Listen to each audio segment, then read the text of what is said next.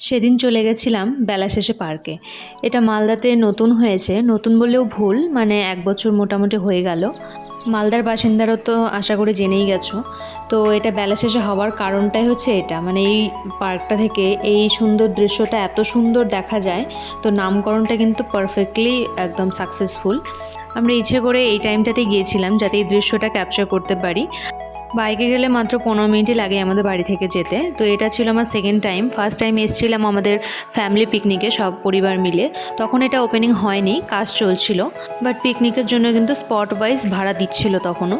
পার্কটা মানে বিশাল বড় এরিয়া নিয়ে সুন্দর, এই দিঘিটাও রয়েছে, মানে অনেক বড়। আমার ঠিক আন্দাজ নেই কতটা জায়গা হতে পারে। এখানে কিন্তু বোটিংয়েরও অপশন রয়েছে, তোমরা কেউ চাইলে বোটিং করতেই পারো আলাদা করে টিকিট কেটে। বাট আমাদের সেদিন সন্ধে হয়ে গেছিলো, ওই জন্য আমরা আর করিনি। ফার্স্টবার যখন এসেছিলাম পিকনিকে তখন কিন্তু আমরা করেছিলাম, বেশ মজাই লেগেছিল। সন্ধে হতেই কিন্তু লাইটগুলো অন করে দিয়েছিল, আর তারপর কিন্তু আরও সুন্দর লাগছিল। পুরো পার্কটাই কিন্তু ওয়েল মেনটেন্ড, আর রাস্তার পাশে লাইটগুলো খুব সুন্দর লাগছিল।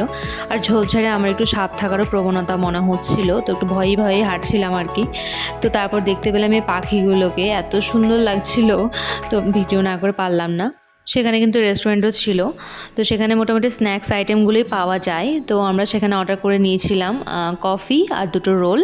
কফির অপশন কিন্তু সেখানে 2 রকম ছিল, মানে বড় কাপ আর ছোট কাপ হিসেবে। তো বসে খাওয়ারও সমস্ত রকম সুবিধা ছিল। সেদিন কিন্তু মারাত্মক গরম ছিল, আর একটুও হাওয়া ছিল না, তো ঘেমে দেখো একসার হয়ে গেছি।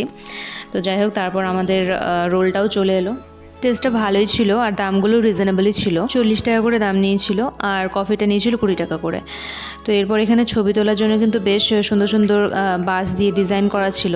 তো সেখানে ছবি তোলার জন্য দেখো কিভাবে উঠছি, মানে যতই কষ্ট হোক ছবি কিন্তু তুলতেই হবে। আর সেদিন কিন্তু আমার বড় আমাকে খুব সুন্দর সুন্দর ছবি তুলে দিয়েছিল, আগেই বলেছি ও আমার খুব সুন্দর সুন্দর ছবি তুলে দেয়, এই যে যেমন একটা। তো এই জায়গাটা কিন্তু সেই জায়গাটায় যেখানে আগেরবার আমরা পিকনিক করেছিলাম। তো জায়গাটা এইভাবে এখন চেঞ্জ হয়ে গেছে পুরোটাই, এখানে তখন কিছুই ছিল না, তৈরি হচ্ছিল। পার্কটা কিন্তু সত্যিই খুব সুন্দর করেছে। তো নেচার লাভিং হলে অবশ্যই পার্কটাতে ভিজিট করতেই পারো। সারাদিন কাজ করার পর সন্ধ্যেটা যদি এরকম জায়গাতে স্পেন্ড করা যায় তাহলে কিন্তু মাইন্ডটা রিফ্রেশ হতে বাধ্য। আর বাচ্চাদের এনজয়মেন্টের জায়গাটা কিন্তু পার্কে ঢোকার শুরুর দিকেই। আর সেখানে আমি বসেই গেছিলাম, এত টায়ার্ড লাগছিল তখন। পার্কের লোকেশনটা আমি একবার বলে দিচ্ছি, আমজামতলা, মালদা। আর ঢুকতে কিন্তু এন্ট্রি ফি 30 টাকা করে নিয়েছিল। তো আজকের মতো ব্লগটা এখানে শেষ করছি। ব্লগটা কেমন লাগলো তোমাদের জানিও, আর দেখা হবে পরের কোনো ব্লগে খুব তাড়াতাড়ি। টাটা।